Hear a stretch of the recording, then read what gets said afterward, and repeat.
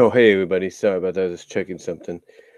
First of all, I do want to apologize if there's any lag or any abrupt interruption because, as I've mentioned before, I have the Xbox, not Xbox, but the Xfinity. And hold on for a sec. Let me just increase the volume here. There we go. But like I said, I have the Xfinity XBS modem. So again, I do apologize if there's any lag or interruption in here, because apparently when anybody else hops on the internet or the Wi-Fi, it knocks mine out, just for a brief moment, even though I have the Ethernet cable connected. So go figure.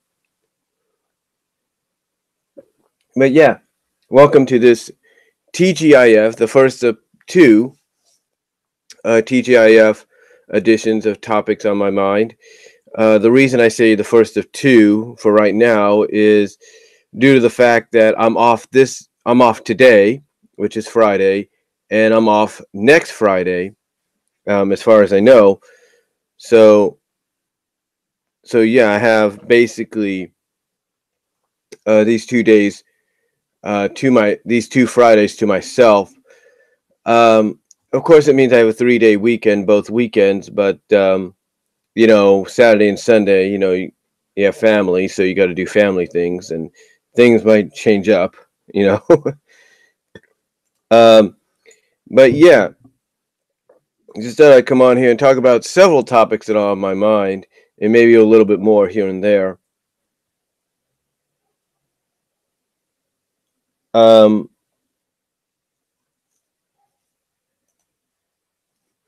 But yeah, I just wanted to talk about a few topics here and there. And like I said, maybe a bit more. First of all, I hope you guys have had a good week so far. To me, it's been one of those unusual weeks, I will say that. Well, not unusual due to the fact that it's kind of short, but it's been one of those weeks to where you just don't know what you're going to experience, especially when you work. I'll say this. I don't know if it was back on Wednesday. I think it was Wednesday or Tuesday, one of the two. That, well, let's just put it this way. I put on a post on Facebook. In fact, let me try to find that post here for a second. And again, I apologize for any lag or any abrupt interruption.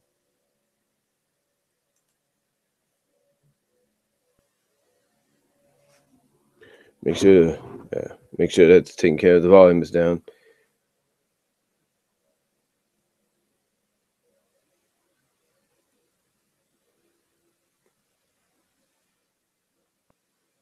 So, yeah, let's see here.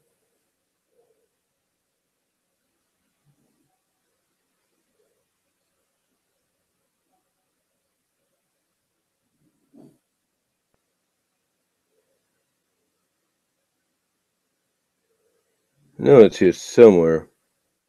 Okay, here it is. It was back actually 4 days ago, back on Monday. Actually. Hard to believe. Doesn't feel like that. But yeah, the 1st, today's the 5th. Yesterday was the 4th, the 3rd was, yeah, back on Monday.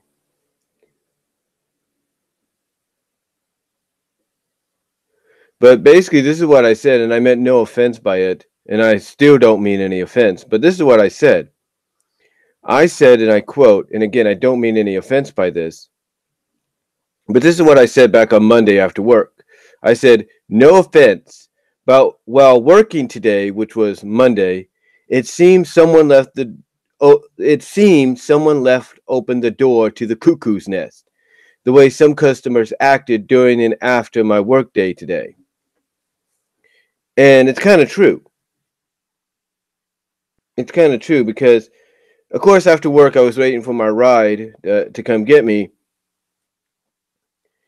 And I had one guy just walking around, and he said hi and everything, but he was just talking amongst himself. I mean, people say I talk to myself, but at least what I do is when I'm talking to myself, I'm actually talking into something like this on my Samsung Galaxy Luna and trying to do a video or do an audio portion for that video. This guy just walked around talking like, okay, whatever. And then there was something else. It was in the store or something. And it was like, okay, the way the person was acting, it's like, okay, somebody obviously left the door open to the cuckoo's nest the way some of these people were acting. It's like, you just get those people in there once in a while. And again, I meant no offense by it, but it's just like the way this one person was acting earlier in the day during my work while I was working was like, okay, something obviously is not right there. And something's up with him. And then the way, like I said, a person after work, was walking around doing what he did. But again, you got to expect that when you're working for a retail job of any kind, you're going to get those kind of people. But it's like, just the way these particular two incidences, especially the one in the store, wasn't major or anything, but just the one in the store is like, okay, obviously somebody flew over the cuckoo's nest or something. It's like, it's basically like when you're going to accompany these kind of people, are going to let these kind of people come into the store. I'm not trying to be mean when I say this. And again, no offense, but usually I expect to see somebody accompany them, someone that can keep them under control, keep them from getting loud or acting like this or that. But sometimes you can't do that. And again, I don't mean any offense by it. I really don't. But like I said, sometimes you can't really do that, and it's hard to imagine. But yeah, what a way to start the short work week. The fact that we had people going like, we had that kind of unusualness. But then again, it is, some people point out that it's the beginning of October. It's the beginning of October, and basically, it's also the start. Basically, we're getting towards the holiday season, so you're going to expect these kind of people a lot. But again, I can't remember, what the guy was doing or what was going on, but it was something in the store. I know that. So it was like, okay, whatever. Something in and outside the store, but it's like, okay, whatever. But yeah, again, I didn't mean no offense by that, but the way that day was, it was like, okay, it's like somebody left open the door to the cuckoo's nest.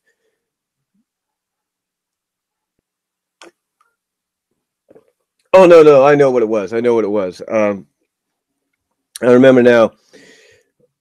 Basically, okay, like I said, the guy at the end of work, when I was waiting for my ride, I can understand that because maybe he's homeless or maybe they let him out and he's, walking around doing whatever. I can understand that. And again, people say I talk a little bit to myself, but usually I have a reasoning. I either do an audio recording for a video or I'm doing a video into my camera so I can put some content here on my YouTube channel. But like I said, the guy that was walking around the parking lot, or at least on the sidewalk portion, as soon as he got away from me, he started like talking to himself, like, "What do I do? What do I do?" I was thinking, okay, whatever. So obviously, there's something mental, maybe physical, mental wrong with him, but only God knows. And Lord, I don't mean any offense when I say this kind of stuff, and He knows I don't. God knows I don't mean any offense. That's why I said in the tweet, in the Facebook mention, no offense. And again, and at the end of that post, I said, again, no offense. But it was pretty much true. But now I remember what the other part was earlier on in the store. Okay, so basically they have this, okay. Let me get a bit of coffee here for a second. Hold on. All right. Okay. What I was saying was this. What I'm trying to say is this. We all know that that for those of us that work in retail or any kind of job, but mostly like retail, we all know that rules can change on the fly or sporadically. Well, one rule, which was a minor change, but it came kind of sporadically or out on the fly or whatever, was when you're at a self-checkout or even watching the belts at a self-checkout, or you're watching the door, kind of a greeter, checking receipts and all that, you have to have a yellow vest on. Now, usually a yellow vest at times mainly means you're higher up on the food chain. You're like a CSM. Well, that's not the case anymore, because obviously it also means you're a greeter, you're a receipt checker, you're a self-checkout, cashier, and or self-checkout host, SCO. You, as well as you watch the belts, because self-checkouts do have some belts as well. Well, anyway, I was wearing one of the yellow vests because I don't have one yet of my own, but we'll probably get to that soon. But I was wearing a yellow vest, and I was watching and checking receipts, watching the pharmacy side door. And on the pharmacy side, we have site to store. We have the layaway section where you can lay away your items for Christmas, as well as like I say, it's a site to store area, and you can basically pick up whatever you order online. You order it online and it's in the store, and we can have it ready for you within that time frame of that day, or you order it online and it takes a couple of days, maybe a week, to get to our destination, and you pick it up there, and there's no charge. So anyway, long story short, because I want to get to the topics portion here. I know it's a bit of a vlog, so unexpected, so I do apologize. But getting to the point here, this guy, so I'm watching the door, and this guy in one of the mart carts, and obviously he probably really doesn't need it, as some people pointed out, some other customers. But this guy in a mart cart comes up, and I'm standing right there, and the guy comes up to me, and he's like, "Hey," and loudly he says, "Hey, do you know what ATM is at?" I was like, "Huh?" And I was like, "What?" And he said, "Do you know what ATM is at?" And I was like, "Oh yeah, it's over here in this orange room." And usually, some customers have gotten used to the fact that, okay, there's something going on there. They see a lot of associates, and they're very courteous of, "Oh, can we get in there?" They usually ask if they can get in, and we have no problem letting them in if they have to pick something up, or if they have to park a vehicle or transportation means or whatever. What I mean by that is sometimes they'll have a wheelchair. Like one lady, she's very curious. She was very courteous, I should say. One lady was very courteous, and we let her in because she had a wheelchair and she had like little baskets attached to it, so she can put her items that she buys. So we let her in. She parks it. She goes and she gets off, and she goes helps her friend, who's also in a wheelchair. So she's fine with that. And then, like I said, we have people that need to sometimes go in there and pick something up, or need to go in there and use the ATM, and they're very curious of, oh, they're in a meeting, maybe we should ask. Here's what this guy does. And again, I know I'm going a little too long before I get to the topics, but here's what this guy does. This guy literally, after I tell him, oh yeah, it's over there, the ATM's over there, he goes over to it. I don't know if he thanked me or not, but he goes over and says, and basically, I don't know if they're at the end of the meeting or still towards the middle of it, but the guy basically says, "Hey, let me through. Let me in there. Let me through. Let me get in there." And everybody's just like, and here's the thing. Okay? Let me show you. So everybody's like, everybody's just like listening to the store manager and some of the assistants, right?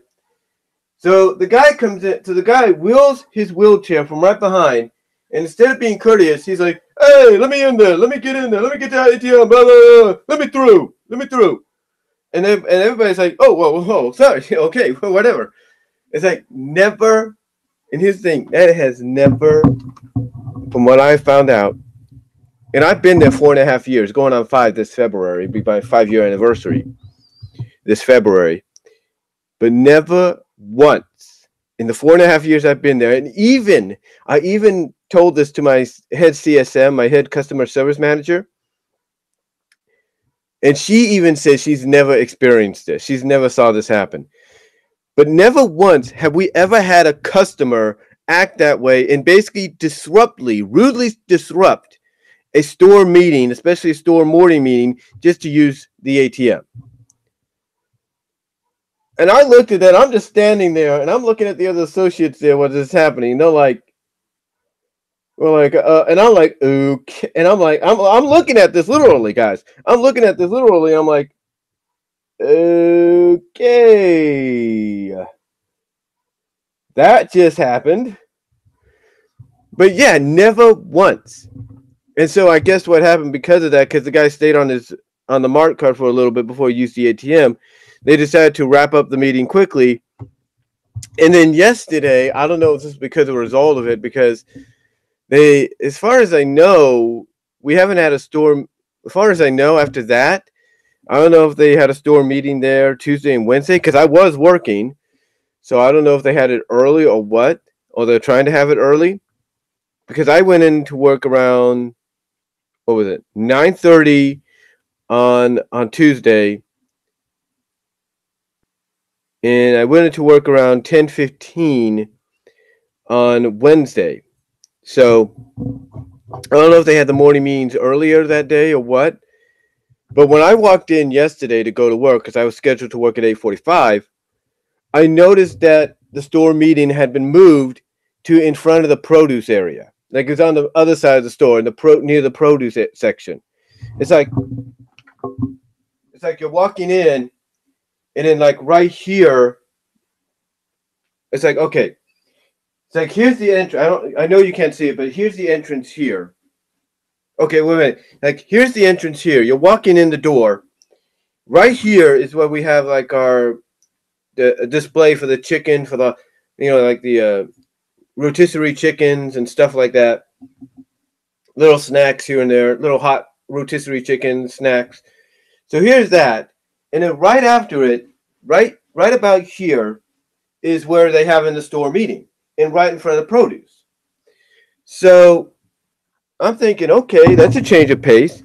But then I bring up the fact to somebody, I think, that after what happened on Monday, I don't know if I brought it up to somebody, but I'm thinking after what happened on Monday, I don't blame our new store manager, Jessica. That's her name. She's got the same name as my cousin. But I don't blame her for that. Because obviously she remembers what happened on Monday. And I don't know if maybe she's starting to realize, you know what, maybe we need to have the store meeting in other sections of the store, because the site to store area is probably an inconvenience and we don't need something like that to happen again. I don't know. But again, I don't blame her for doing that. I really don't. Because honestly, if I was in her shoes, honestly, if I was in her position, I'd probably be thinking the same thing. Like, yeah, we don't need that anymore.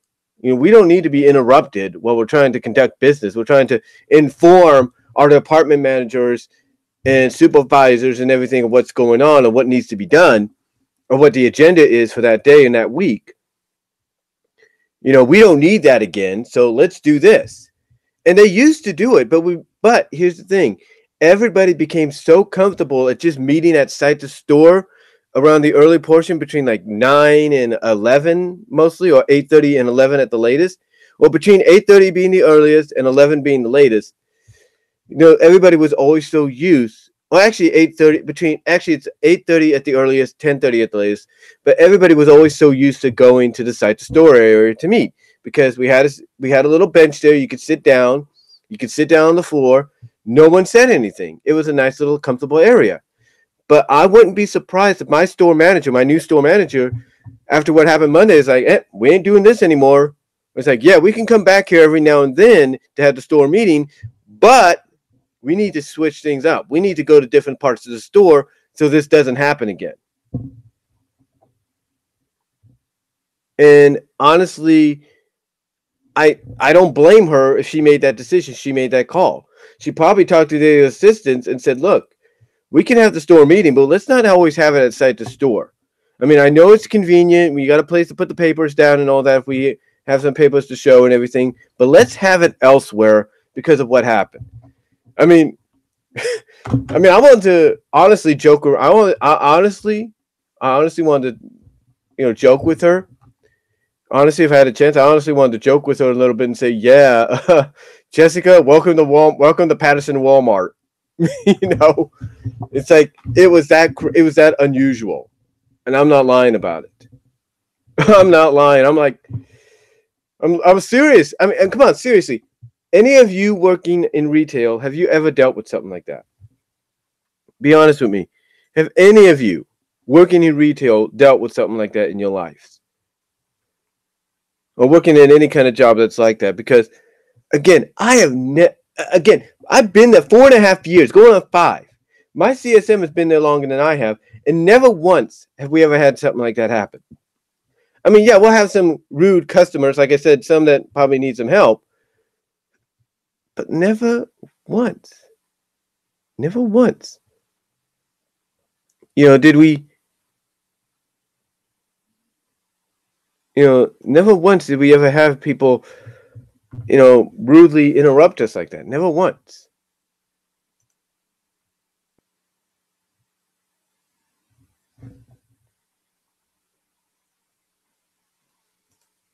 Like I said, never once have we ever had somebody do that. Not that I can recall. And usually anybody that needs to go in there, like I said, they're courteous, or the patient. They're like, oh, they got something going on here. I'll go do some shopping, looking around.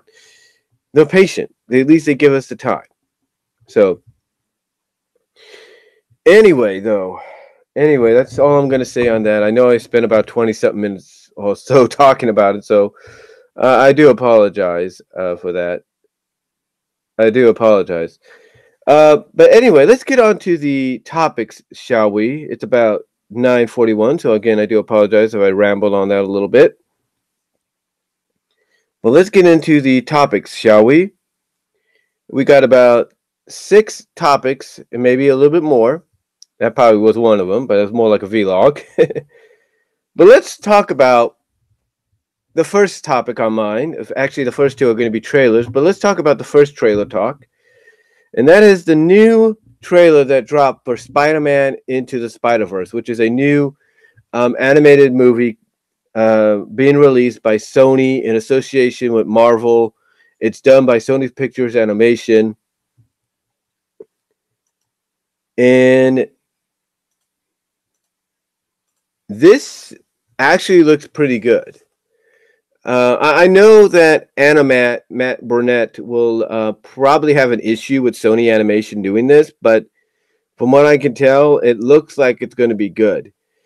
Some people one thing that honestly, I think Joe Vargas and his friend Joe Lopez, other Joe, Angry Joe, if you will, or Angry Joe, which is Joe Vargas, and other Joe, which is Joe Lopez,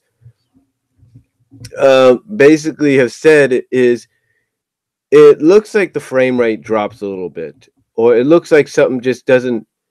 It seems a little off. Like the animation seems very jittery, and I think that's supposed to be the style, because you notice you're getting all kinds of different styles of animation representing the spider characters in this movie, and overall, it looks really good. It looks like it's going to be a good one.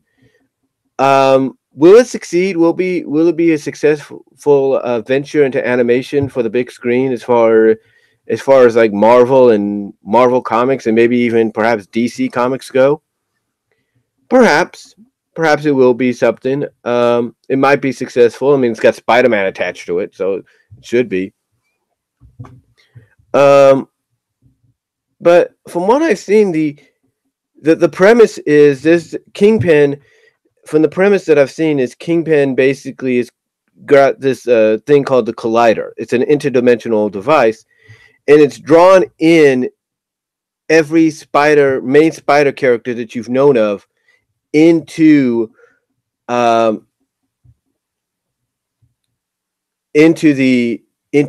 Morales' universe. Miles Morales, who is the first African American or Latino African American, again, I could be wrong, but sorry about that, but is the first African American Spider-Man, is the central point of this, like the main Spider-Man character. But you have Peter Parker from the Spider-Man Prime universe. You have Spider-Gwen Stacy. You have Spider-Man Noir.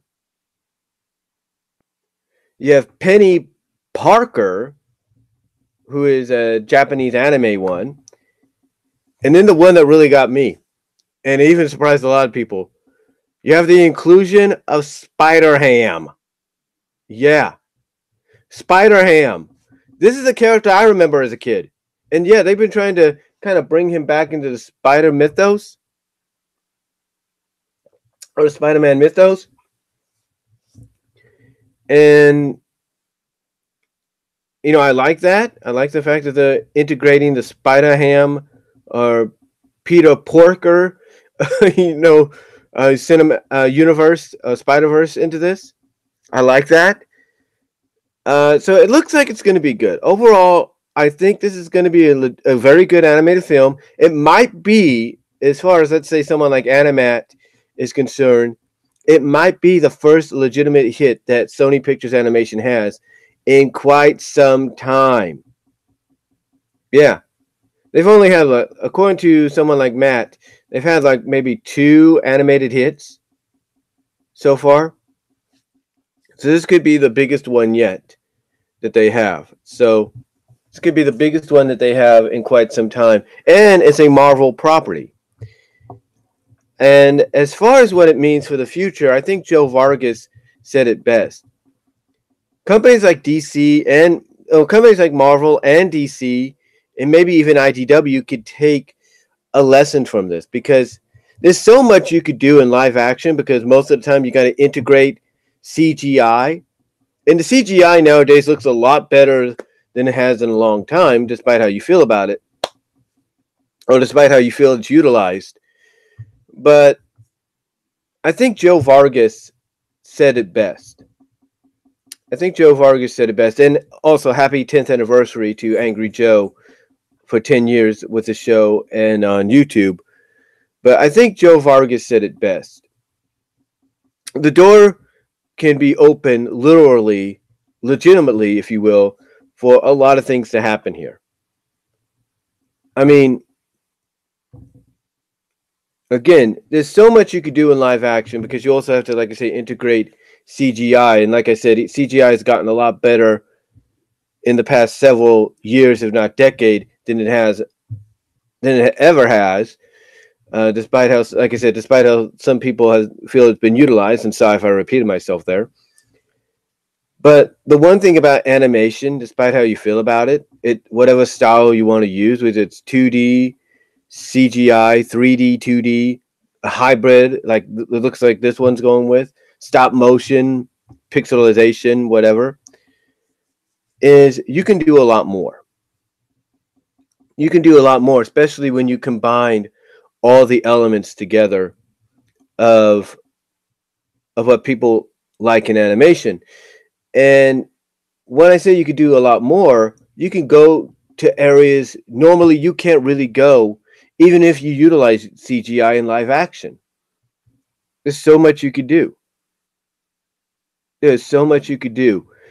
And I look at it like, if Joe is right, and this does open that door, there's so many unusual, weird, crazy like things that they could do. There's some unusual, crazy like stories that Marvel and DC and IDW and any other comic book publisher has created over the past several years and decades, that if you put it to an animation in animation instead of live action, you can go places you can't go normally.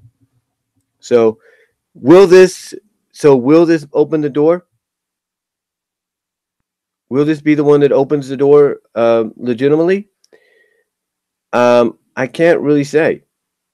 If this is going to be the one that does it, but I think it's going to be Sony's first major hit in a long time. So I think they got something here. And if this opens the door, and hopefully it does, I can expect more.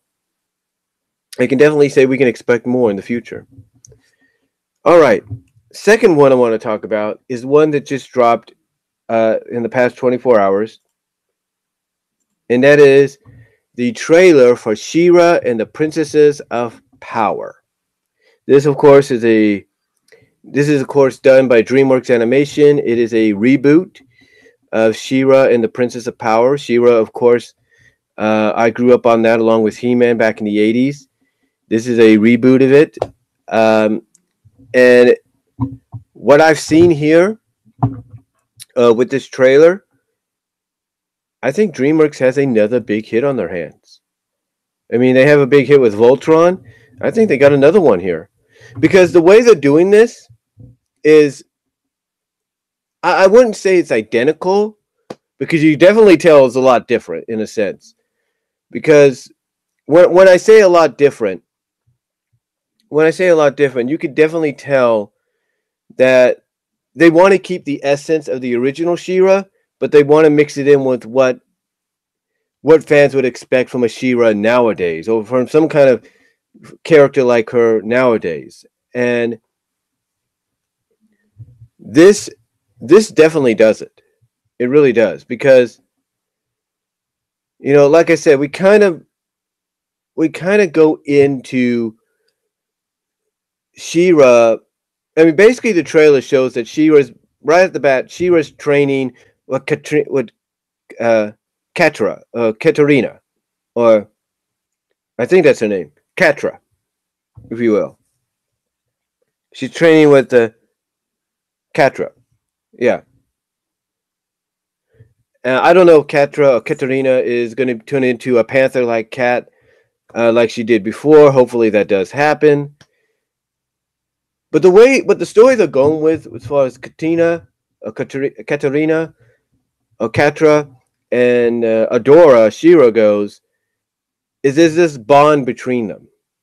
There's this friendship between them that even though She-Ra finds out even though Adora finds out the truth, you still see that there's that bond there. And according to what was discussed at New York Comic Con yesterday, because that's going on too right now, New York Comic Con, what was discussed yesterday is basically the main priority of Katra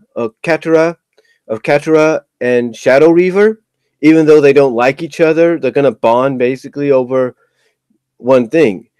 And that one thing is to get Adora back into the Horde.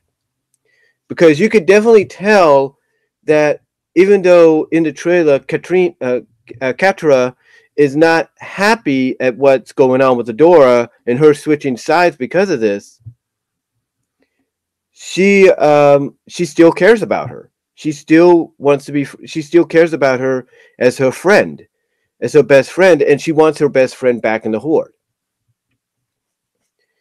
Now, I'm not going to say that trailers give away or spoil what could be essentially a story element in the future, because this is a major story element.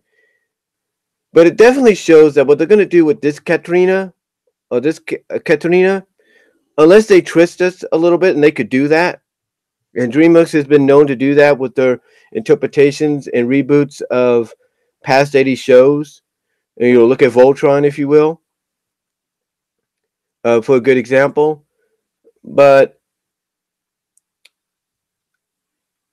the way it's being set up right now, folks,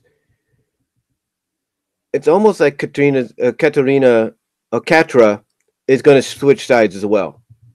They don't show it right away, but you can kind of sense that Katra is going to switch sides. She's going to switch sides. Right now, we only see her with the Horde because that's how we've known her to be in the original series. But the way they're playing it up is this friendship between her and Adora is strong. It's so strong that she wants to help get Adora. She wants to help. That she'll even tolerate working and bonding with someone like Shadow Weaver to get Adora back in the Horde. Instead of being like, hey, she's a traitor, we got to take her out. No, she wants her back in the Horde because they see that potential. So the trailer overall really sets that up, and it kind of, like I said, gives away the possibility that Katra is going to switch over. Is going to switch sides over to the rebellion. That's what it's kind of teasing a little bit. Again, now, as I've mentioned before, anytime I've speculated on something, if I'm wrong, I'm wrong. But the way they set it up here in this trailer, I don't think I am. I don't think I am. But hey, if I am, I am. But the way they set it up here, I don't know.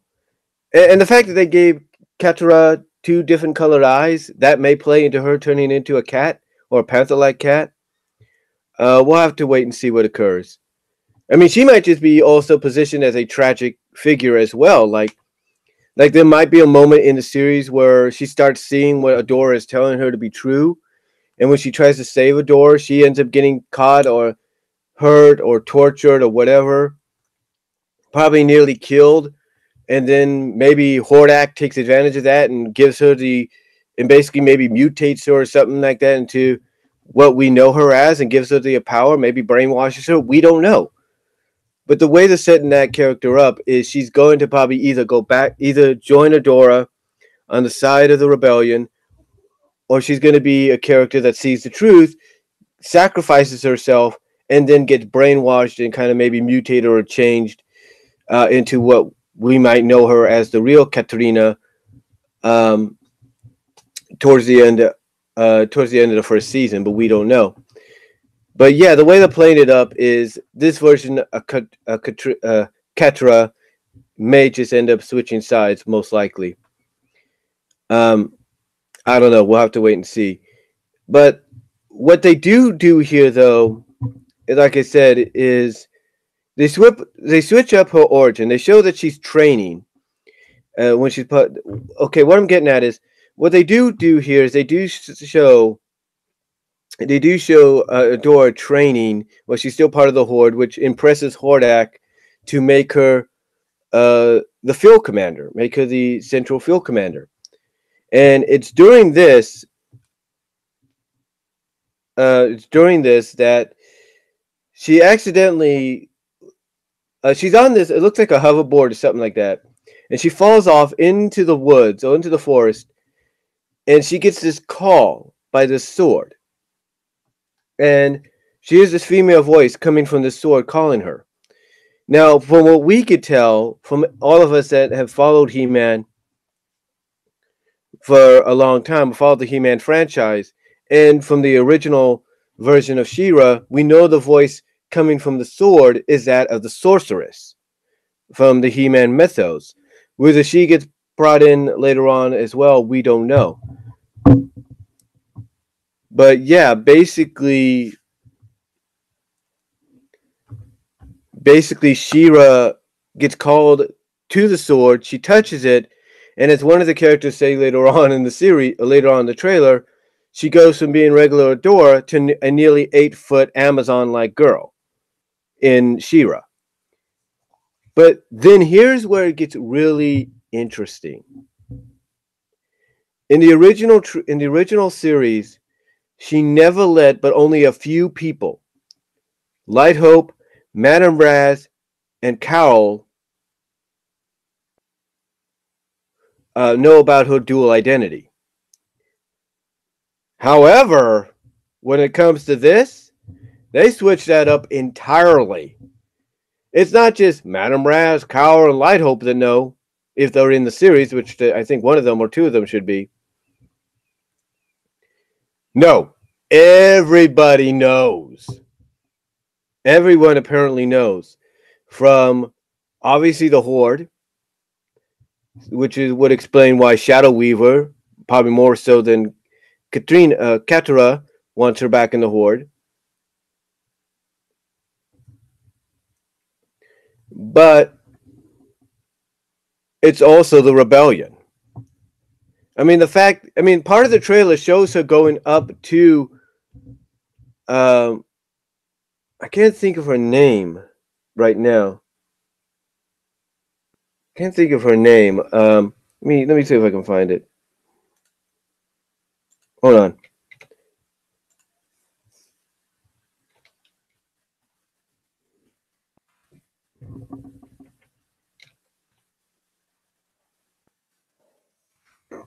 Excuse me.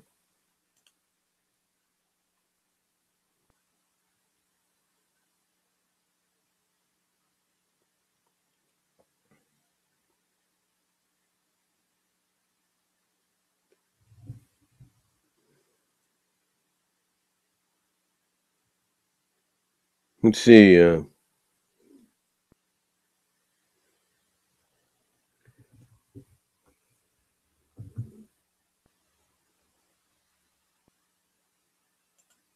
Catra, that's what her name is.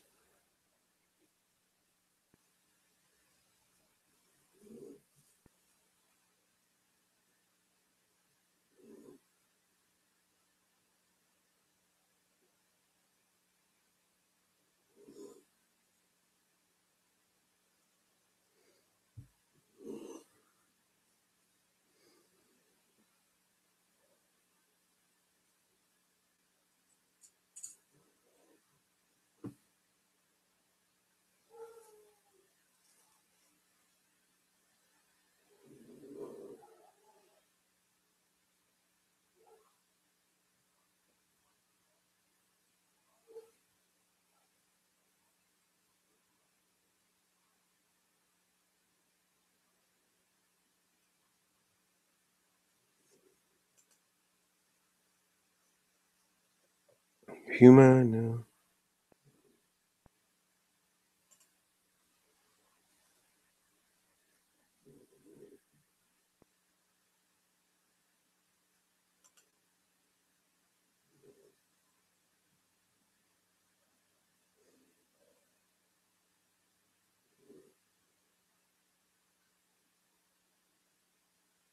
Angela. I think it might be Angela. I'm not really sure.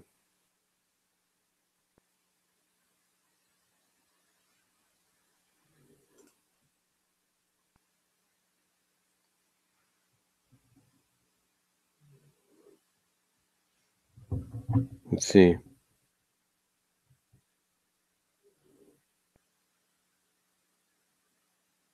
Yeah, Queen Angela. That's what it is.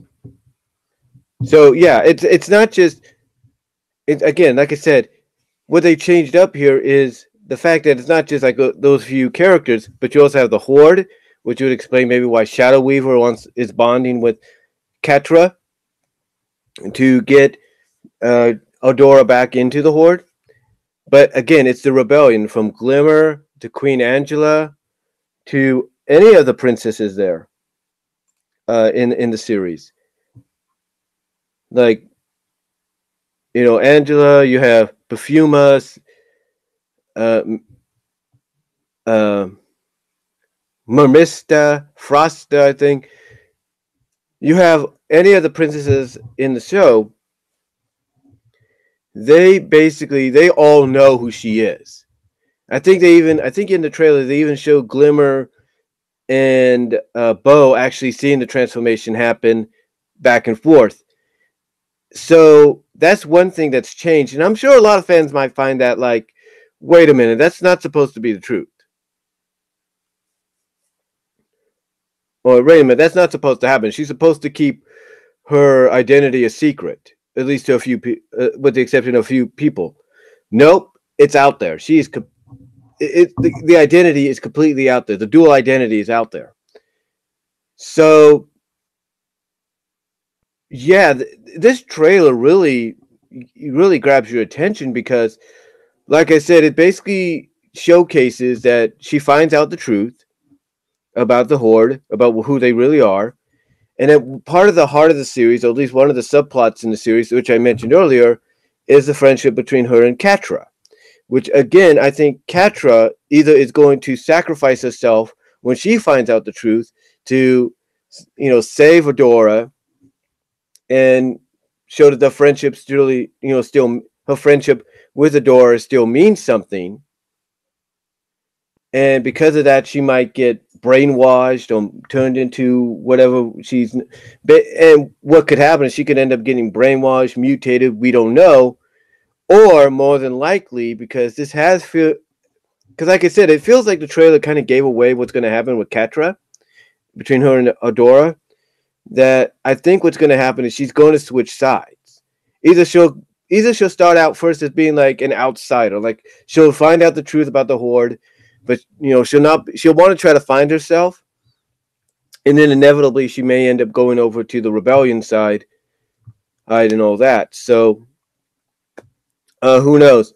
But it looks really interesting, and the reason it's called the Princesses of Power is we find out that they want to rebuild this group that used to be comprised of all the powerful princesses that have all these talents, from Glimmer to Frosta to who else?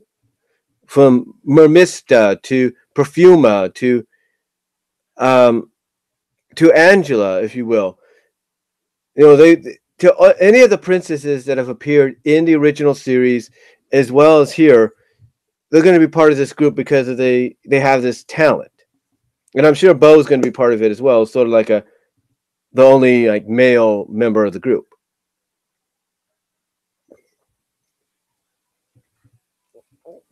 So yeah, overall the trailer looks really good. The trailer has really got me intrigued to probably watch an episode or two to kind of get the idea of what's going on. And I know it's going to get a lot of people intrigued. It's going to get a lot of people wanting to see the series. I know it might get Rob the Wonderful, a Planet Rob, to watch it. It might get Bob Show to watch it. It might get, who knows, Channel Awesome, Cinemassacre, Angry Joe. It might get a lot of people to end up binge watching this just to see exactly what it's about, and if it stays faithful to what She-Ra was, because it seems to me that they're keeping elements of what made the original She-Ra popular, but they're also throwing in a few differences here and there to make it more modernized. So I like where it's going here. I mean, I know some people may not like certain decisions, like the design of She-Ra and how she looks, or the fact that everybody knows about the dual identity. And who knows? They might even fix that at the end of the first season. They might say, you know what? Let's make an event happen to where, Catra goes either to the rebellion side, or she quits the Horde and just goes off on her own, does her own thing, and then eventually joins the rebellion or whatever. Because if they're going to have Scorpana in there and they have a bit of a rivalry, that's going to probably play into Catra going to the rebellion side. But anyway, like I said, they might have something at the end to where everybody's memories, maybe the sorceress, if she appears, wipes everybody's memories of She-Ra's dual identity. That could happen. Because here's the thing. They might have her do this for a while,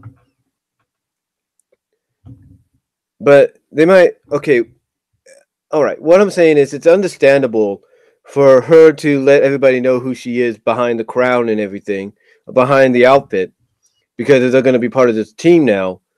But I would not be surprised that at the end, with the exception of the rest of the Princesses of Power, everybody else gets their mind wiped about who She-Ra is. And basically it's like, nope, you guys don't know who She-Ra is. Poof. Or they might even do that to the Princesses of Power. And the only way they'll know who She-Ra, and the only thing they'll remember is She-Ra, and they won't know who Adora is.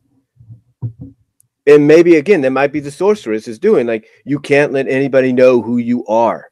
You cannot let anybody know who you couldn't, or basically something along the lines of, you shouldn't have let anybody know who you are. You got to keep it a secret.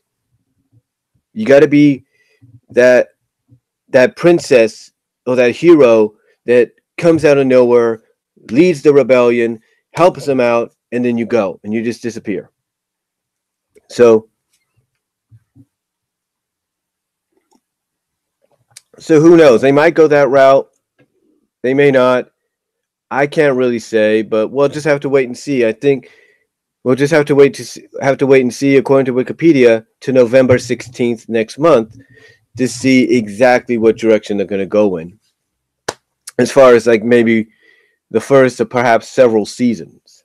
Because I think this might be a standalone season. Then again, it might be maybe a couple of seasons. We don't know. So anyway, the trailer made it look good, and it definitely has my intrigue. It has my intrigue, and I'm sure it's got everybody else's intrigue. So we'll have to wait and see what they go with it, especially towards the end, and see if maybe, whether or not Catra goes over to the side of the rebellion, what happens with her, because that's going to, like I said, That's going to be a main focal point or a sub main focal point in the series. Her friendship with Adora, and then what happens at the end. So we'll have to wait and see what they do there. So that's the end of the second topic. Let's talk about this one, which is really, I've talked about it before, but I'll talk about it again here. It's been advertised. A lot of people have gotten early. A lot of people from the people at Riz channel here on YouTube to several others have gotten early copies of these. But let's talk about the upcoming cabinets, which are supposed to come out in 9 days from Arcade 1-Up. Yeah, Arcade 1-Up is, in case you guys don't know, are distributing 4 cabinets based on arcades, on classic arcades. That's what they're doing. And they have 4 cabinets. One is a Street Fighter cabinet only. And then you got other ones that have like Centipede. I think they have Centipede in there, Asteroids, Cubert. Let me look it up here.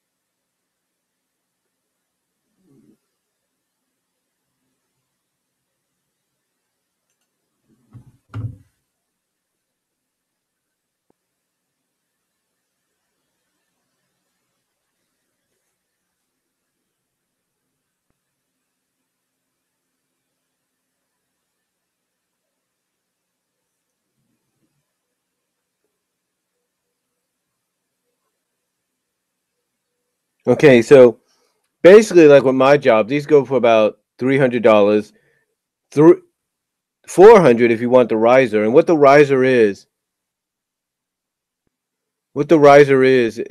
basically it allows you to have the authentic feel, because what these things do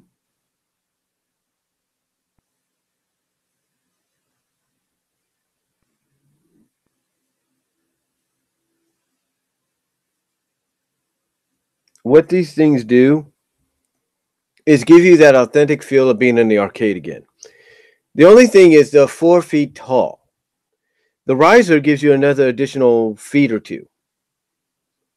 So, yeah, gives you that. And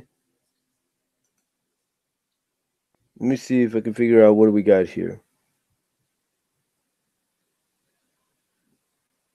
Okay, so we have 5 cabinets. Now, apparently Best Buy has a 12-in-1 big cabinet, but we have 5 cabinets. One cabinet has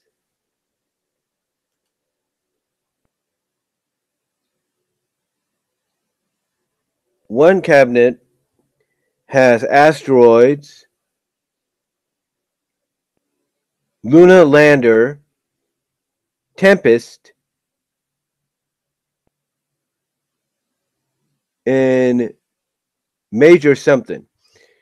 The other one has Centipede, Missile Command, Crystal Castles, and Millipede. Another has Rampage, Gauntlet, and Joust. And another one, of course, is a Street Fighter one, has Street Fighter 2 Champion Edition, Super Street Fighter, the new Challengers, and Street Fighter 2 Turbo. And then you have Galaga and Galaxaxon, or whatever. Let me make sure I get the titles right here, guys.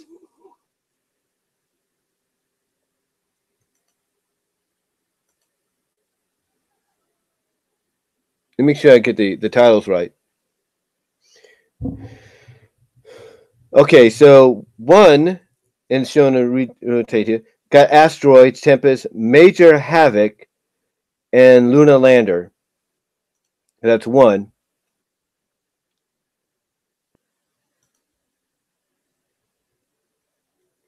The other, like I said, is the Street Fighter one with Champion Edition, Super Street Fighter, and Street Fighter 2 The New Challengers. Street Fighter 2 Turbo, that is. And Street Fighter 2 The New Challengers. This one has, another one has Rampage, Gauntlet, Joust, and Defender.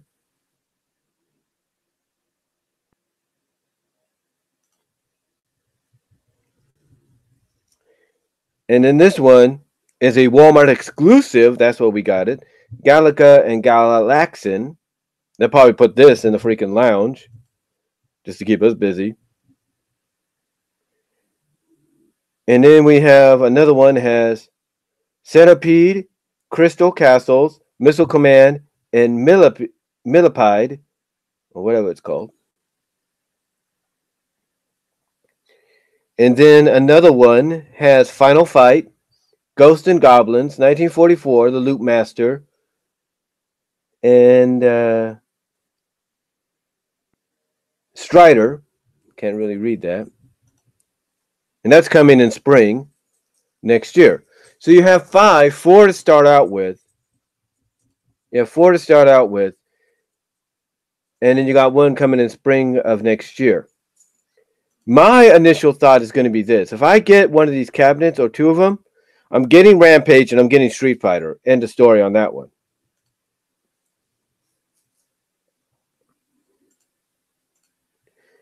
But the question is, will these sell well? Will these be big sellers?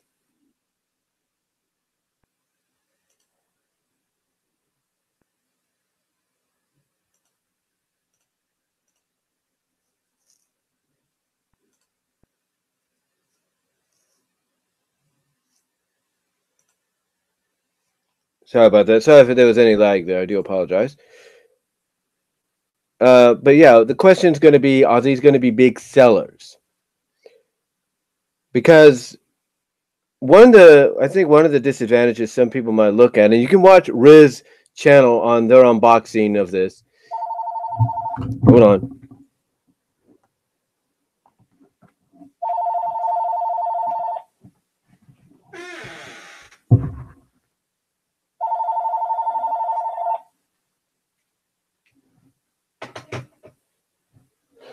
Sorry, wrong number.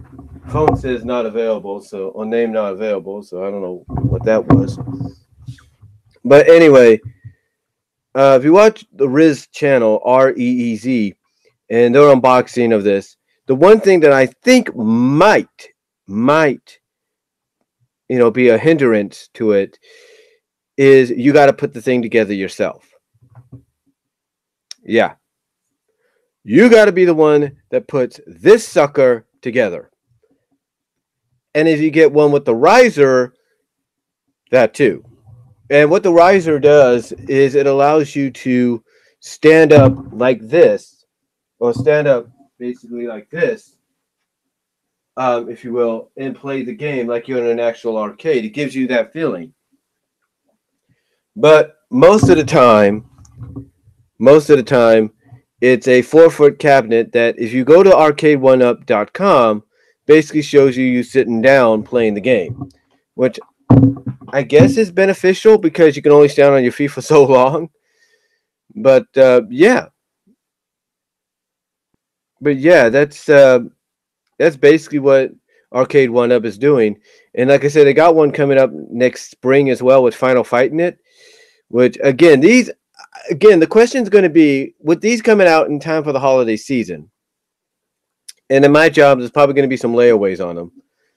The question is going to be, will they be bestsellers? Not just at my job, but at places like Best Buy, Target, FYI, or FYE, GameStop. Will these sell? Will these be hits? And it's hard to say. I can't really say whether or not they will be humongous hits, or they won't be. I can't really say. I would like to say they're going to, just because of the fact that you can have the authenticity or close to authenticity, easy for me to say. You can have close to the authenticness, close to the authenticness of the actual arcade in your home.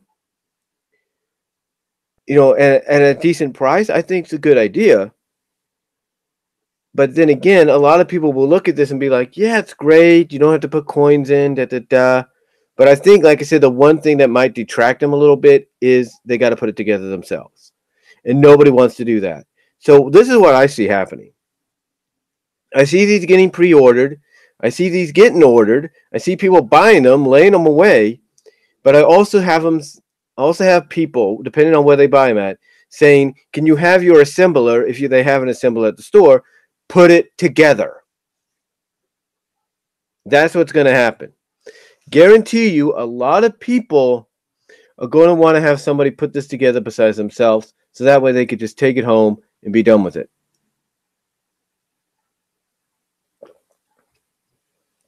That's what I see happening. And to me, that's a legitimate truth.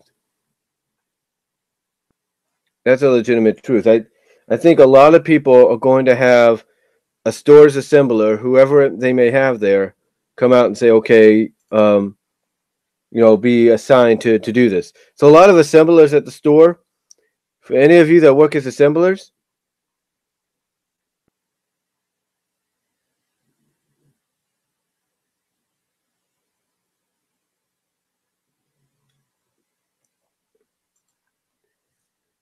for a lot of people that work as assemblers at a store like a Best Buy or wherever, be ready to have a lot of calls given to you to come up and put together and take the arcade one up to the back to assemble it. Be ready for that. But again, the question is it going to sell? Are these going to be massive hits? And we'll have to wait and see. But I think they will be. I think they'll be. I'll be honest with you. I think they're going to be moderate successes, because a lot of people are going to look at it like this. You can already get Street Fighter and Final Fight and all that on your Xbox, on your PlayStation, on your Nintendo Switch. You can get all that.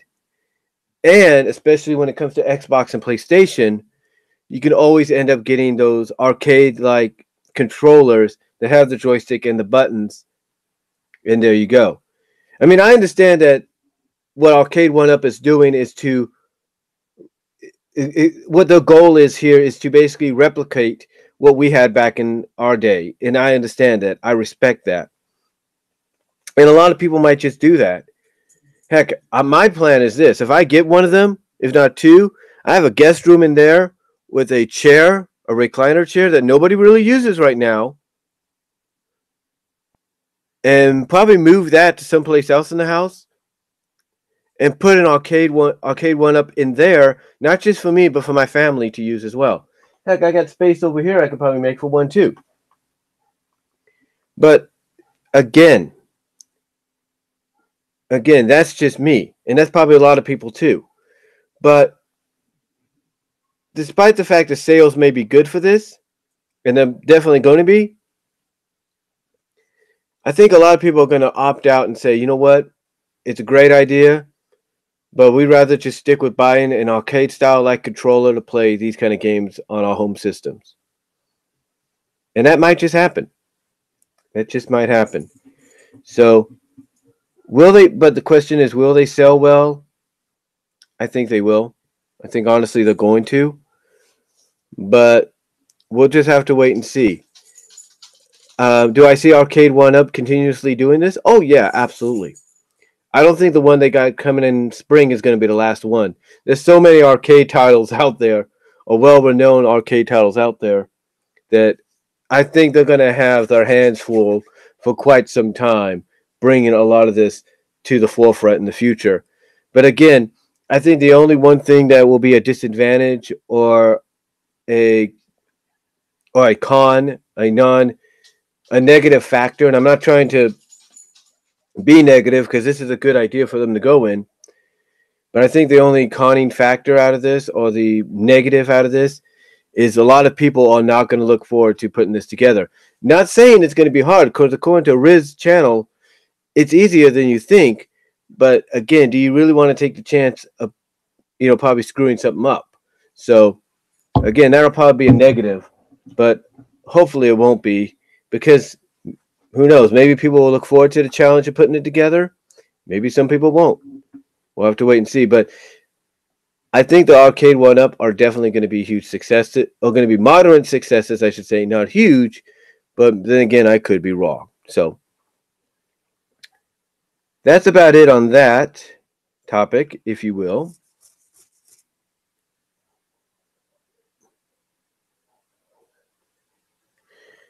Now, let's talk about Venom. Yes, Venom, of course, you guys must know, today came out in theaters. Made its premiere last night, made its official premiere early Thursday evening. Actual official debut today. And even before this, according to a lot of critics that saw the early showings, the early premieres, Venom was, oh boy. Venom was not given a good treatment here. In fact, I watched with Angry Joe. He does movie reviews and spoilers. And yeah, he basically gave it half out of 10. Basically a 5 out of 10. Basically, it's not above average, but it's an average film. And honestly, apparently, according to Joe's friend, I can't think of his name right now, but apparently there was 40 minutes cut out.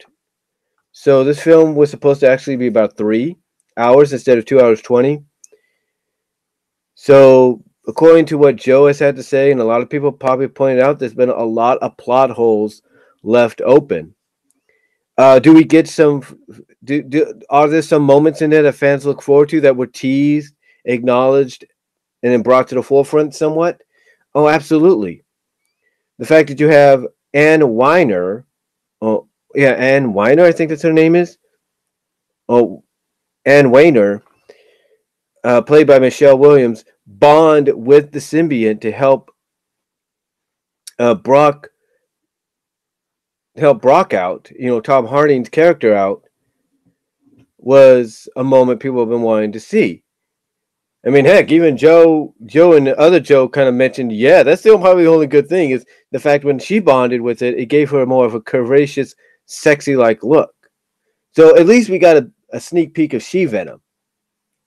I wonder if there's supposed to be more with She-Venom in the movie, because I'm always thinking, because I just had this feeling that part of that 40 minutes that was cut out was probably a love scene between Hardy and Williams, and both were kind of bonded with the symbiote, probably got engulfed in some kind of symbiote-like goo, and perhaps there's a part where Michelle's face just pops out of the back of what would be Tom Hardy's back, even though it's covered by the symbiote, stretching out like that, like we've kind of seen happen in other interpretations of the Venom symbiote in shows like Hulk, Agents of Smash, and stuff like that.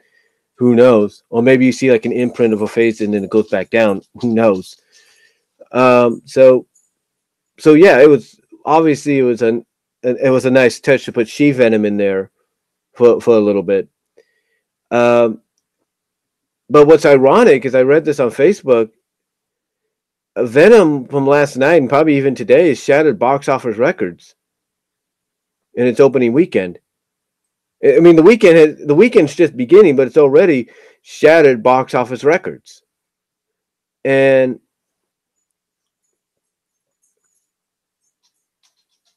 to hear that and compare it to what critics have had to say about it, others have had to say about it, even Joe, with all due respect. Yeah, yeah, it's like, who's in the right and who's in the wrong? You know, who's right about Venom being good? Who's wrong about him being good? I think this speaks louder than words, which I can almost suspect because of this. If that keeps up for another week or so, you can definitely expect a Venom sequel because they teased it. From what I understand, they teased it at the end of the film, mid credits and post credits. They teased it. So why tease it and not probably go through with it?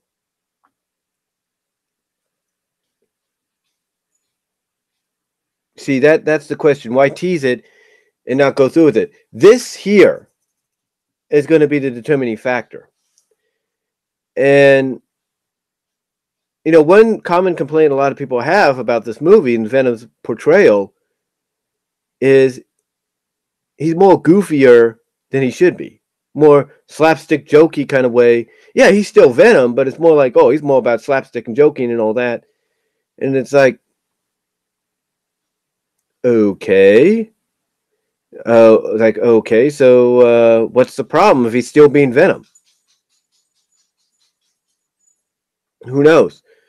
Who knows what the problem is? Well, here's the thing. When you have comic book fans and diehard comic book fans and fans of Venom, they know how Venom's supposed to be. And originally, Venom was rumored to have an R rating.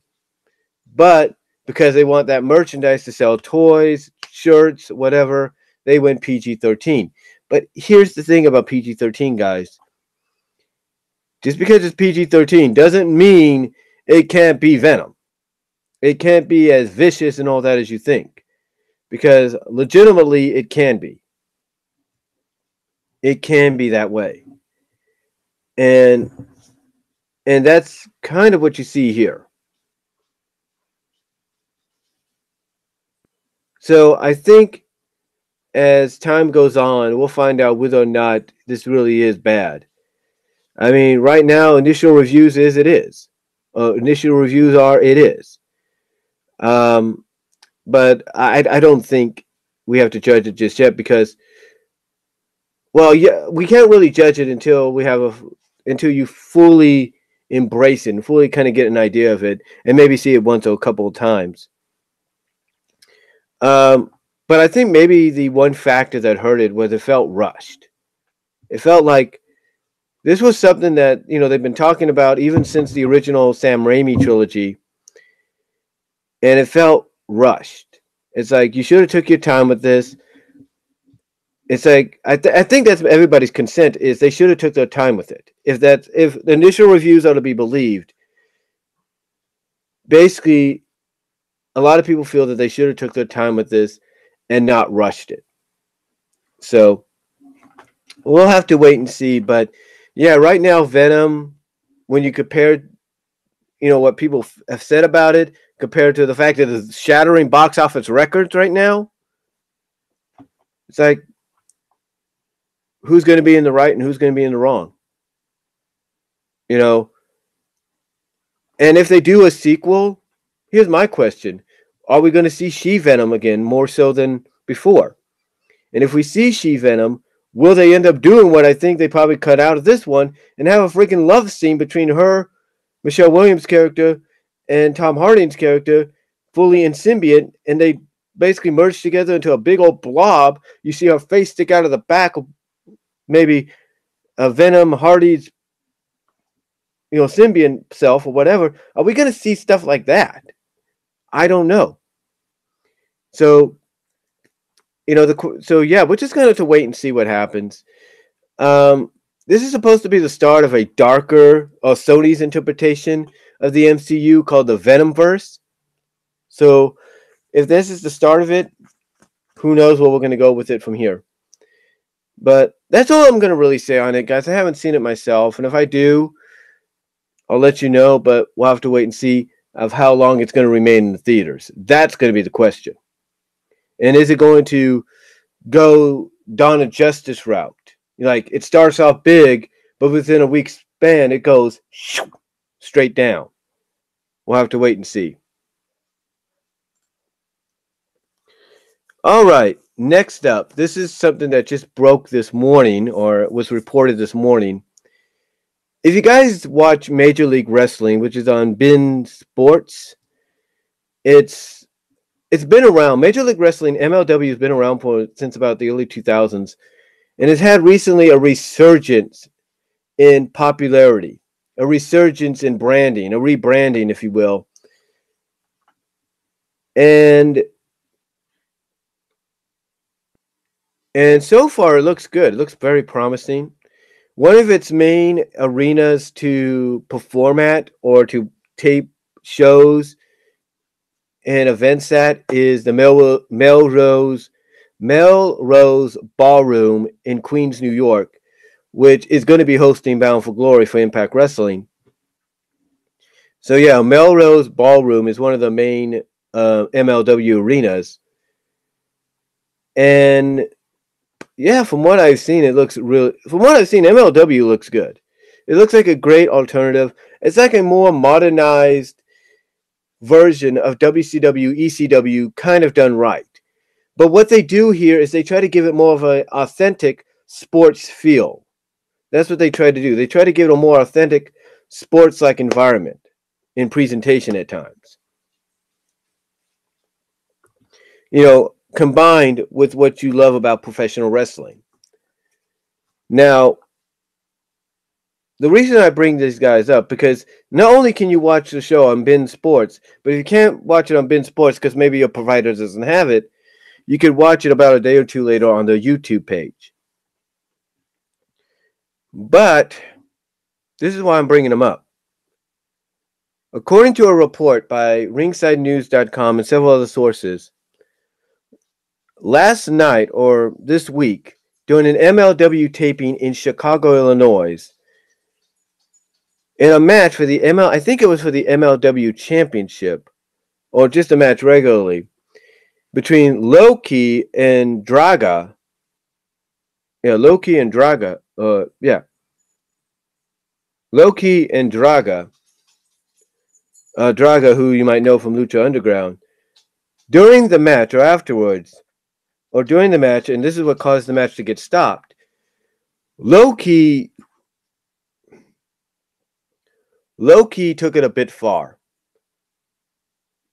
Because Loki plays a heel here in MLW. But what happened was he took it a little too far and he ended up ripping off. I don't know if the whole ear or just part of it, but he ended up ripping off Draga's ear. His ear. It was bleed. You see a picture of they have a picture of it. It's bleeding like right here. But he ripped off his ear. Now I don't know if it was just part of it or just the whole thing, but he ripped it off. And I read this and I was like, holy crap. Now you might think, oh, they probably just put a fake ear on there and he ripped it. No, this was legit because he was bleeding. And they had to stop the match because of that. And Draga even confirmed it was legit by basically calling out MLW for saying that Loki is not a professional for what he did and he shouldn't be in the ring. Now, we don't know what MLW is going to do. Apparently, according to reports, they're going to consider taking some action. I don't know if it means stripping Loki of his championship and firing him from the company and maybe trying to get him banned from wrestling. We don't know. Or maybe they're going to want to hear Loki come out and kind of break kayfabe or basically have I don't know, maybe MLW might pull a page out of ECW's playbook like with Raven and the whole crucifix thing there where he had to come out later and apologize for what he did. Maybe they'll have Loki come out during an upcoming taping and apologize for what he did, saying he went a little too far. And that was unprofessional of him. We don't know. But apparently MLW is looking into some consequences on Loki. And whether he's banned from the company, whether he's fired from the company, stripped of the championship, suspended, fined, we don't know. But yeah, when I looked at that, I was like, holy crap. So yeah, we honestly don't know what the outcome, the resolution is going to be in the end of this, but It's up to MLW. You know, you don't want something like this, even if it's some people might look at it as being minor. You don't want this to leave a bad taste in your mouth, especially since you're trying to make a comeback, a resurrectional comeback in the professional wrestling business. And just like with Impact and Ring of Honor and CZW and all that, be that alternative fans want when it comes to WWE. So let's hope that they can get above this, and whatever decisions and resolutions they come up with are the very appropriate ones, and appropriate justice and action is taken because of this. So yeah, check it out if you want to. You can Google it. You'll see exactly what I'm talking about. But yeah, that's something I didn't expect to read from Ringside News this morning.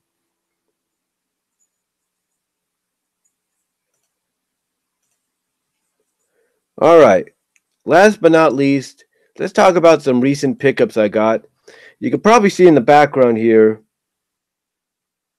some recent pickups here. So what we're going to do, excuse me for a second. Let me get up here. Stretch a little bit. Pop my elbows there. Crack the knuckles.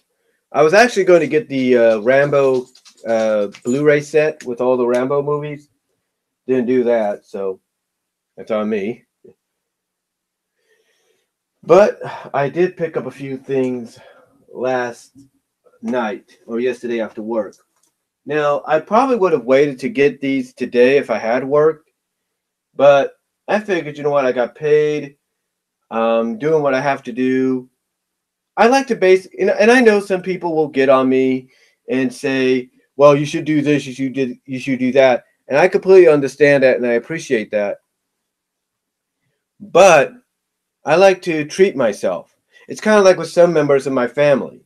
You know, some of them like to every now and then, if not every weekend, they like to go up to the casinos, whether it's a Black Oak, Thunder Valley, whatever, or even out of state in Reno, Nevada, or Las Vegas.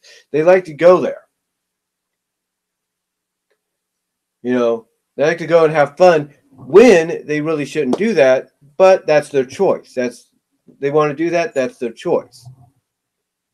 Me, well, I have my own way of kind of treating myself. And treating myself basically means getting some things that I've been wanting. Now, there are two things I didn't get.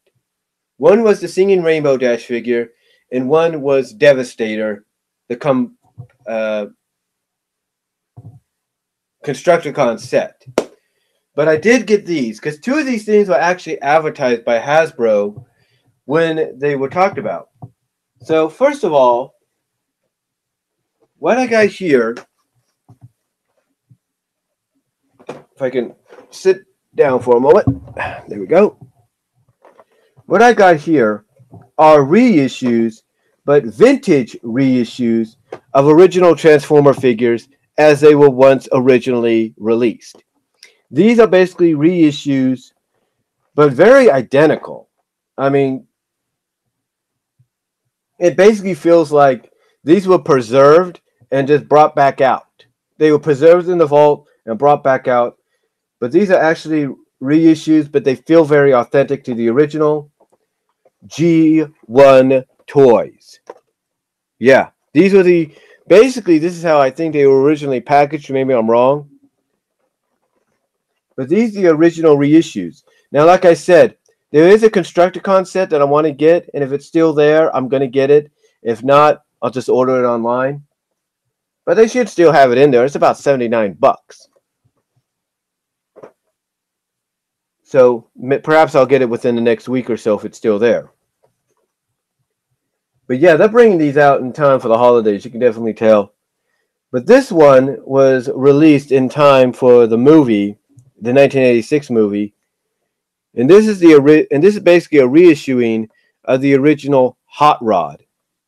Now, they did do some kind of reissuing several years ago, about a decade ago, but it was nothing like this.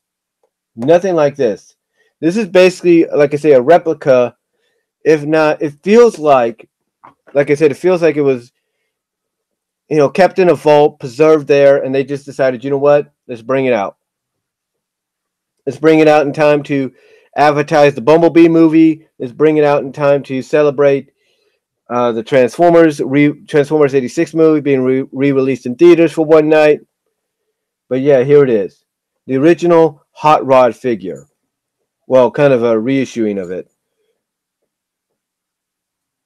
So, yeah, and you can tell it's a reissuing because they never had any Frenchness, any French sayings on the back. But yeah, it's a reissuing. Like I said, it feels like it's just something they brought back out of the vault. And you want to tell how they're reissuing it? They got the original Hasbro logo right there, which is pretty cool. I'll probably do an unboxing of this or a review on this later. But yeah, I'm actually happy to get it. You know how much this goes for? $25. They might say, isn't that expensive? If the vintage, according to what according to my store's webpage says, yeah, you would expect that. So yeah, there you go. It's pretty cool, huh? Pretty nice. Finally have something identical to what I had back when I was well, actually, I never had Hot Rod when I was a kid. I had like Grimlock. You want the truth? I had Grapple. And I had Snarl. And Slag. That was it. As far as the Transformers I remember. Oh, yeah, and I had the Power Master Optimus Prime, which I did get back a long time ago. But I never had a Hot Rod, and especially I mean, I have Hot Rod now. There's no doubt. Different versions of it. But never one that's supposed to be like the authentic reissuing of the original. The one that basically began everything for the Hot Rod character. So, it's pretty cool. Pretty cool. So there you go. And then this is a reissuing of the original Starscream one when they started bringing out the first wave of Transformers figures. And again, you got the original Hasbro logo right there. But this is basically a reissuing. And again, the way you could tell is they have the French language on the back, the French saying on the back. And I don't know if they ever said evil Decepticon on the original packaging. I have to look. But yeah, I never had a Starscream either. That was kind of cool. And this is basically how all the originals were like. They always had something like this. I don't think they'll bring out Megatron, I'll say that. If they do, that'll be a miracle. But these were two that they were talking about. And they basically said that they were coming to Walmart. I'm sure that other places as well. But basically, this is how they were released originally. This is how they were released originally, design-wise and everything. So, it's pretty nice. Pretty nice to finally have. They may not be... well, they might be built the same way. I don't know. I have to open it up and see exactly, but I don't know if it's built die-cast wise as the original because it might be a little heavier. I think they decided to go with what they're going with right now, and that's the plastic. But overall, not too bad. Not too bad to actually have. So, actually happy to have it. I mean, honestly, is the truth. I saw these over there Wednesday. I took two of these, put them under the toy under where they are displayed at, and then did the same with the Devastator set or the Constructicon set. So yeah, they probably got put back on the shelves and everything, but I can't. I'm gonna get that Constructicon set. I don't know how, but I will. But yeah, how about that? It's pretty nice. And then, of course, to, like I said, continue my MLP collection. Now, like I said, I didn't get the Singing Rainbow one yet. I'm going to get that soon.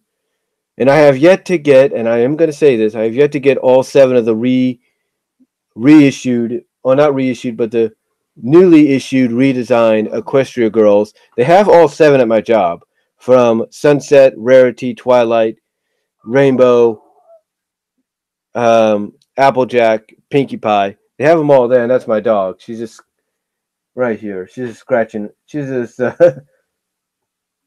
feeling ornery right now. But yeah, they have all that. They have all of them, so I have to still get them. I'm always planning to get them, but I'm always forgetting to do it. The main one I want to get is Sunset. That's the thing. But anyway, speaking of MLP stuff, I know the series. I know season 7's coming out this upcoming week, so I might get that too. As well as I think the combo pack is coming out for both movies. But this I ended up getting because these are Walmart exclusives, and I wasn't able to. And I had been seeing them on the shelf for about a month or so, which is kind of funny since they brought them out several months after the season premieres, and not several months, but they brought them out maybe several, basically towards at the second half of the season is what they did. That's what I'm remembering. But even though they advertised these, I think at San Diego Comic-Con, they bring them out towards the second half of the season. So the first one I ended up getting, which is about $25, is the Fluttershy and Starlight Glimmer Pet Care class. And that's my dog. She's feeling a little ornery right now. But this has, as you can see, 20 plus pieces. Here's the characters and outfits, which I don't think you can take off. Oh, maybe Fluttershy you can. I'm not really sure. But you can't really take them off too much. But yeah, they basically got outfits on. I don't know if they're going to integrate these outfits into season 9, which would be a surprise. Because we didn't see them integrated in this season. Next season might be a surprise there, but we'll have to wait and see. But yeah, it's a Fluttershy Starlight Glimmer pack, which is kind of unique. You would think you'd get Twilight Starlight or something, but Starlight and Fluttershy looks good. So we got a Starlight figure and a Fluttershy figure. Like I said, it's 20 plus pieces. You get all the characters in there. I think Angel Bunny is colored. No, that's not Angel Bunny. It's a. Let's see, it doesn't have Angel Bunny in here, which is kind of a surprise. But yeah, it's pretty nice. The only thing is displaying it. The only thing is, displaying it. Exactly well I'll display it, I don't know. But it's got the shield for the School of Friendship and everything, so which is cool. And it was, according to this, 2017 Hasbro, but actually it's supposed to be this year. I think 2017 is when they started to work on it and everything. But yes, 20 plus pieces. And of course, like I say, it's a Walmart exclusive. Although, as I've seen on Amazon and other places, people will take any retail exclusive item, buy it, either remove the sticker carefully or cover it up with something and sell it for a little bit more or less. So, there we have Fluttershy and Starlight Glimmer Pet Care class, which is pretty cool. And then last but not least, this one was a big one. This basically it isn't the size of, like, say, the Devastator one, but this is probably the second most expensive Hasbro item that was there. This is School of Friendship Collection Pack. How about that?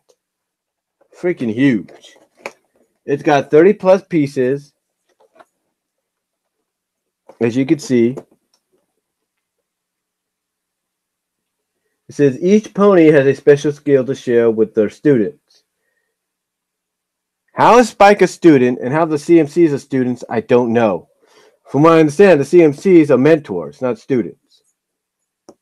And Spike's an assistant. So, I'm guessing that when they came up with this, they didn't have time to create molds of the student 6, or at least 4 of them anyway. So I guess that's acceptable. But here we have, as you can tell, we have Rarity with Sweetie Belle, Rainbow Dash with Scootaloo, Apple Bloom with Applejack, and Spike with Pinky. So pretty cool. You got the sisters with each other, or big sister, little sister dynamic. So you got that, which is again pretty cool. And I think it's the first time. I think it's the first time that we've ever really had any actual figures of the CMCs. So that's pretty cool. So overall, it's not too bad. You get on the sides Pinky, Spike, Applejack, Apple Bloom on that side. And then on the other side, you have Rarity, Sweetie Belle, and Scootaloo, and then you have Rainbow Dash. And then according to this, oh, it opens up. So this thing here is on the inside, so it opens up into like a little display of the inside of the school. So that's pretty cool. So yeah, not too bad. And the reason I got it is because I know inevitably it's probably going to sell. It's probably going to sell during the holidays.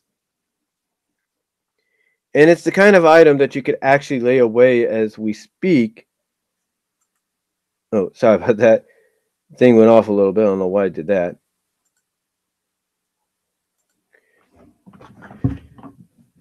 Be right back.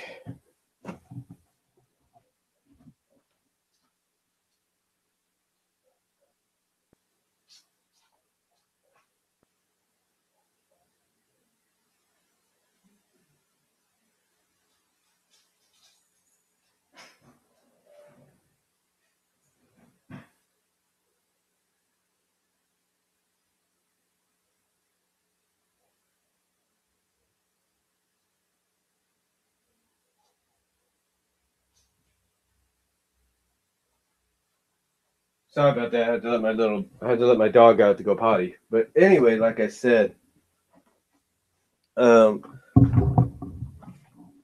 was it? Oh yeah, but yeah, these are the kind of items you can actually lay away a little bit. So that's a good thing. But yeah, overall, I'm actually happy with this. The only problem is I'm probably going to have to buy another shelf to put some of these items in. I think I know where to get it at my job, of course, because they're selling them for like $17. And with the rewards I have, I'll probably be able to get it for a lot less. But overall, it's pretty good. It's nice to have. So I'm actually happy about it. I'm actually happy, like I said, to also get these. And I'm happy Hasbro is doing this. Because you know what? There's a lot of people like me that grew up in the 80s. They never had a chance to get those. I mean, we had opportunities to have Transformer figures and all that. Like I said, I had Power Master Prime. I had Grappler. I had Snarl. I had Slag.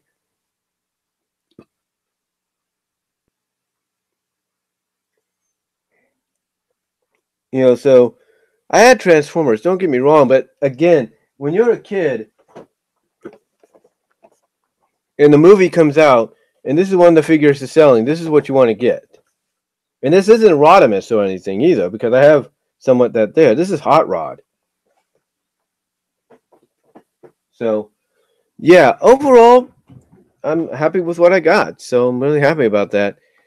You know, again, and I know some people will, they'll look at me and be like, oh, well, why didn't you do this and that? And I get that. I understand that. Here's the thing.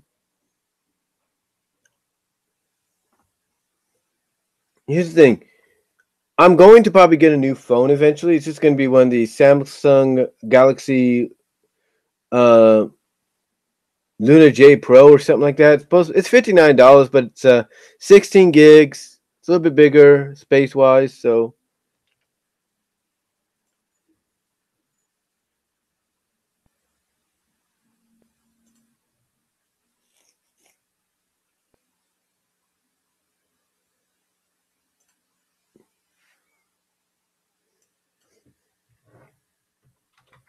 Hold on for a sec.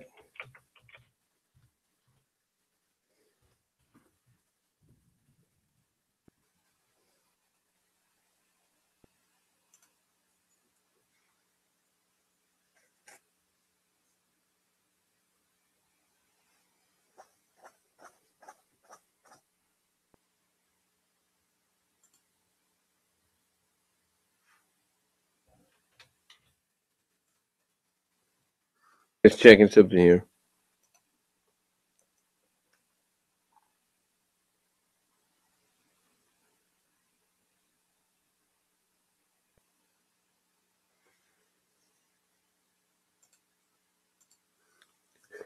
Yeah, but like I said, it's kind of cool to get these, and I'm just happy about it. So, and like I said, I know a lot of people would tell me to do other things, and I do, and I contribute.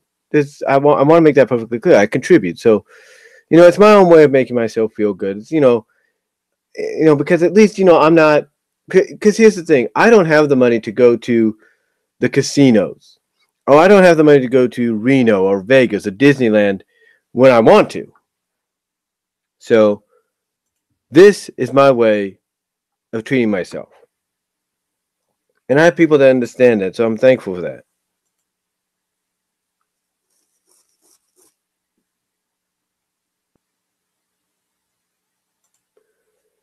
Um, Overall, though, yeah, I'm just happy to finally get what I did, and that's really about it. So, that's probably going to do it for this for this edition of Topics on My Mind.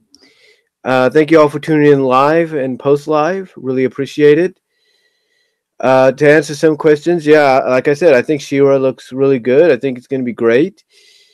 Um, I think Arcade 1-Up is going to be a moderate success, not a huge success, but a moderate one. And Venom, we'll just have to see what happens with that. Overall, though, yeah, so yeah, that's all I'm going to say, guys. Thank you all for tuning in, tuning in live. Really appreciate it. And thank you all for tuning in post live after it's already been uploaded. Let me know what you guys post live know what you think about what I've had to say here on this video. Take your time. Hopefully you've taken your time in watching. And really, that's all I'm going to say, guys. So till next time, thank you all for tuning in. God bless. Take care. And I'm out. And we're done.